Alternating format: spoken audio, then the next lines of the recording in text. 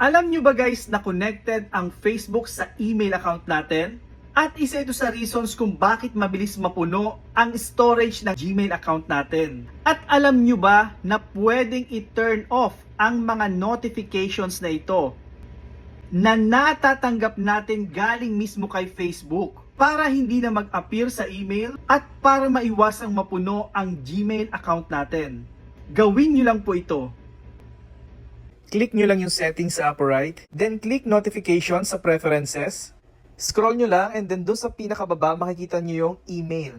Click nyo lang yan. At eto guys yung lahat ng activities natin sa Facebook. At dahil connected ang Facebook sa email natin, lahat ng notifications sa activities na yan ay papasok sa email natin. As an option, pwede nyo pong i-turn off yung mga activities na ayaw ninyong pumasok sa notification ninyo sa email. Or pwede nyo pong i-turn off din lahat.